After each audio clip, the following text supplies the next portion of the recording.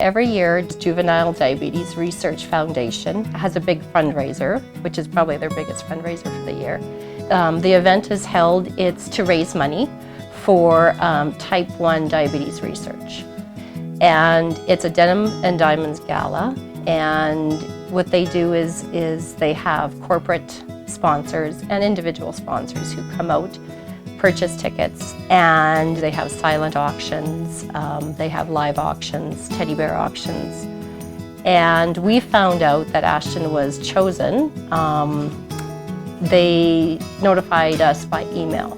My first thought was that I was just in shock. I was surprised that out of thousands, millions of diabetics around the world, I was going to be chosen. Throughout the room, there were several tables that were designated or assigned to each of the ambassadors.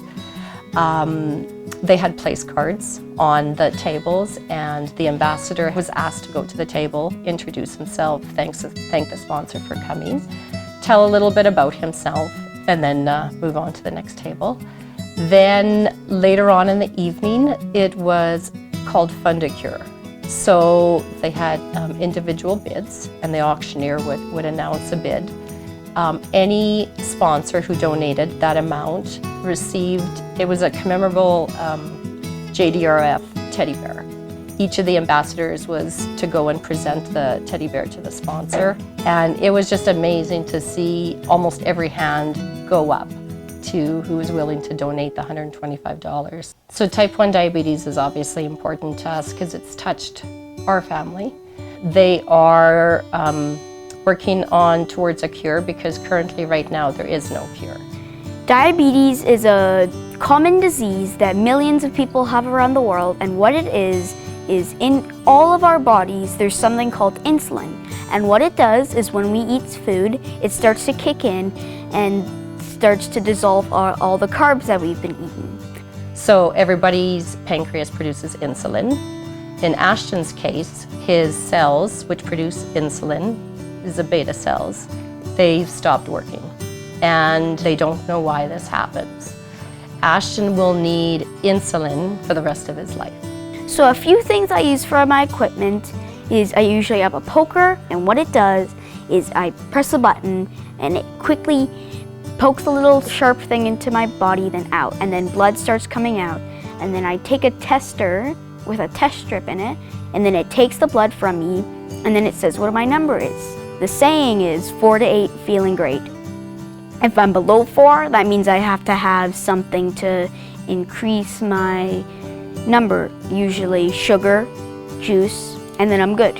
If I'm high, usually when I'm 20-ish, maybe 15 and up-ish, I usually have to take insulin. So my blood glucose leader is a Dexcom, and what it is, it's this thing that goes into my body, and it takes a little of my blood, and it tells my numbers. So when I could just look at my phone, and it says what my number is instead of having to poke. So my insulin pump is this little thing that goes onto me, and what it does, it's not like a usual insulin injector like my pen.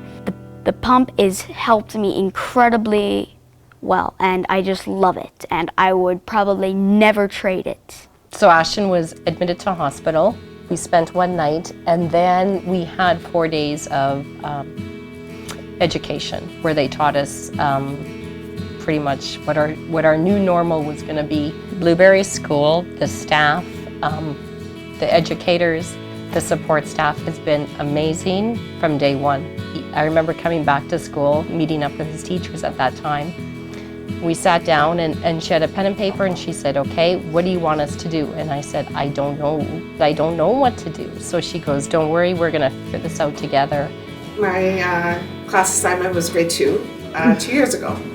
And so I met all the children, and he was one of them that was in the classroom with me. And it was about a month in that then he was diagnosed. I have diabetes in the family, my husband and my mother and my mother-in-law, so I knew a little bit about it and the numbers and, you know, picking the finger and this kind of thing, but it was, okay, we have to do this. At first it was a little overwhelming learning everything about it because as juvenile diabetes, he was up and down a little bit more than what adults normally are, right? Between the parents and the nurses that came to support and give me knowledge and have us learn all that we needed to, it became a little easier and stress-free. She checks my number, makes sure I'm okay. She asks if I'm good or not. She helps me in very different ways. And so she's been helping me since grade 2 all the way to grade 4, and it's just, I don't know what I would do without her.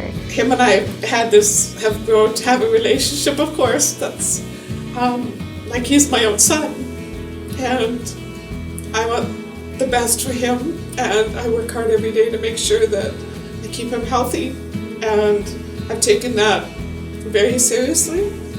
And I'm proud to say that I have a relationship that I do with him and his parents.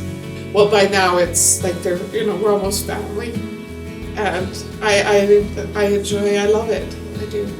School has helped me out with this. I have a lot of friends who are always asking, what's your number, is it okay? And it makes me feel embarrassed, but it also makes me feel good that people know I have diabetes and they just want to make sure I'm okay. And it's just when I see people who are actually helping and acknowledging diabetes, it just makes me feel like people are actually doing something about it and not thinking, oh, I'm sure it'll go away at some time.